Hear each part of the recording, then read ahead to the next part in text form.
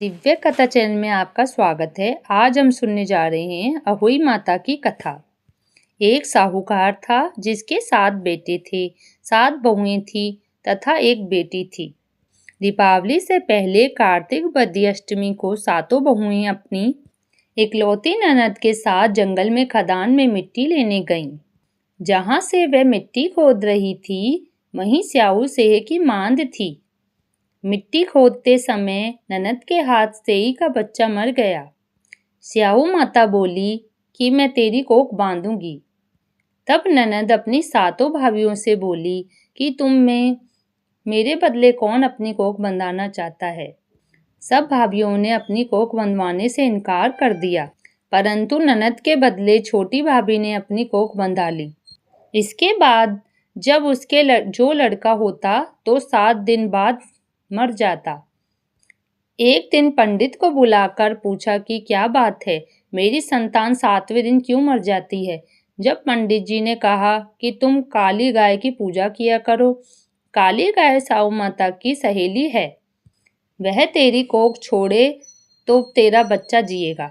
इसके बाद से वह बहू प्रातःकाल उठकर चुपचाप काली गाय के नीचे सफाई आदि कर जाती थी। गौ माता सोची, आजकल कौन मेरी सेवा कर रहा है, सो आज देखूंगी। गौ माता खूब तड़के उठी तो क्या देखती है कि एक साहूकार के बेटे की बहू उसके नीचे सफाई आदि कर रही है। वो माता उससे बोली कि किस चीज की इच्छा है जो तू मेरा इतना काम कर रही है। साहूकार की बहू बोली कि स्याऊ माता तुम्हारी सहेली है और उन्होंने मेरी कोख बांध रखी है, सो मेरी कोख खुलवा दो। गौ माता ने कहा, अच्छा। तब गौ माता 7 समुंदर पार अपनी सहेली के पास उसको लेकर चली। रास्ते में कड़ी धूप थी, इसलिए दोनों एक पेड़ के नीचे बैठ गई।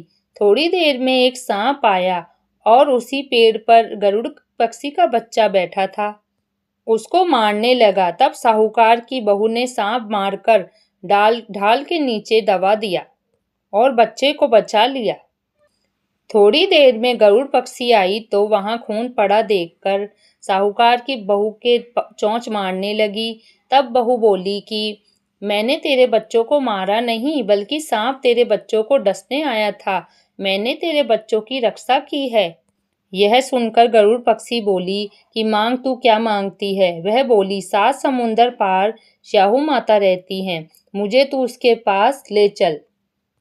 तब गरुड़ पक्षी ने दोनों को अपनी पीठ पर बिठाकर स्याहू माता के पास पहुंचा दिया। स्याहू माता उन्हें देखकर बोली कि आ बहन, बहुत दिन बाद आई। फिर कहने लगी कि बहन, मेरे सिर में जूं पड़ गई है।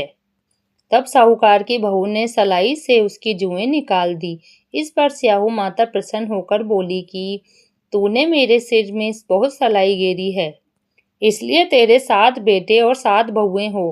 वह बोली कि मेरे एक भी बेटा नहीं, 7 बेटे कहाँ होंगे। स्याऊ माता बोली, क्या बात है। तब वह बोली, मुझे वचन दो तो बताऊं। स्याऊ माता बोली, वचन दिया। तब साहूकार की बहू बोली, मेरी कोख तो तुम्हारे पास बंद पड़ी है। यह सुनकर स्याऊ माता बोली कि तूने मुझे ठग लिया। मैं तेरी कोख खोलती तो नहीं, परंतु अब खोलनी पड़ेगी। जा, तेरे घर तुझे 7 बेटे 7 बहुएं मिलेंगी। तू जाकर उजमन करना, 7 अहोई बनाकर 7 कढ़ाई करना। वह लौटकर घर आई तो वहां देखा 7 बेटा 7 बहू बैठी हैं। वह खुश हो गई। उसने 7 अहोई बनाई, उजमन किए तथा 7 कढ़ाई की। अष्टमी के दिन जेठानियां आपस में कहने लगी कि जल्दी जल्दी धो पूजा कर लो, और बच्चों से कहा अपनी चाची के घर जाकर देख आओ कि वह अभावी रोई क्यों नहीं। बच्चों ने जाकर कहा कि वह कुछ मान रही हैं, खूब उजमन हो रहा है। यह सुनते ही जेठानियां दौड़ी दौड़ी घर आई और जाकर कहने लगी कि तूने कोख कैसे छुड़ाई। वह बोली, तुमने तो कोख बंधाई नहीं, मैंने कोख बंधा ली थी। अब स्याहू माता ने कृपा करके मेरी कोख खोल दी है। स्याहू माता ने जिस प्रकार बहू की कोख खोली, उसी प्रकार सबकी खोल देना। जय अहोई माता।